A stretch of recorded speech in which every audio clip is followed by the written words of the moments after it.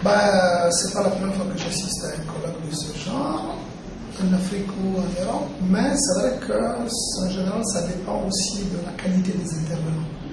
Quand vous avez, comme c'est le cas aujourd'hui à Yaoundé, quand vous avez la chance d'avoir dans la salle des gens qui ont des idées concrètes, qui ont des propositions concrètes, qui ont des constats lucides, ça permet, on a l'impression qu'on peut faire avancer les choses. Parce qu'autrement, comme je l'ai dit tantôt dans le collègue, c'est des déclarations d'intention, c'est les mêmes constats, les mêmes résolutions qui reviennent. Et puis en réalité, dans le cinéma africain, bon, c'est pas demain qu'on va s'en sortir. Donc il faut avoir le courage de se dire les choses en face, mais aussi il faut arrêter, comme ça a été souligné dans ce colloque, il faut arrêter d'opposer les choses. Parce qu'il y a la place pour tout le monde, les uns ont besoin des autres, que c'est ensemble qu'on peut mener ce combat.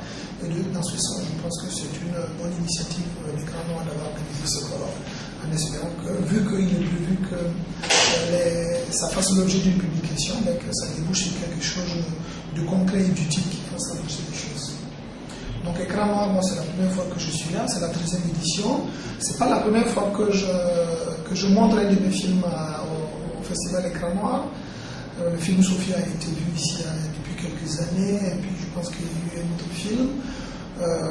Cette année, je viens avec deux films, Cœur de Lion qui passait en février au festival au FESPACO, qui a eu le prix de l'Union européenne, et puis un film populaire, une comédie mafieuse orwellesque, Sam le Caïd, qui va faire l'objet d'une projection plénière. Donc ça me permet, c'est la première fois que je viens au Cameroun, donc ça me permet, Écran Noir, c'est l'occasion pour moi de découvrir ce pays et puis la région. Et de voir un peu comment le public réagit à le film. Aujourd'hui, dans la plupart dans un certain nombre de rendez-vous comme celui de ce colloque à Écran Noir, mon nom revient comme quelqu'un qui a marqué son nom, qui a contribué à faire avancer les choses dans le cinéma africain avec le numérique, avec le cinéma numérique. On a beaucoup qualifié mes œuvres de cinéma populaire à l'opposition au cinéma d'auteur. Mais aussi, il faut reconnaître que de plus en plus, il y a des jeunes africains, des jeunes réalisateurs, des jeunes qui ont envie de s'essayer au métier du cinéma en Afrique, qui ont besoin de s'inspirer de ça. Et à ces gens-là, à ces jeunes, je veux dire que les choses sont en train d'évoluer. De plus en plus, nous avons des outils numériques de plus en plus performants, de plus en plus perfectionnés.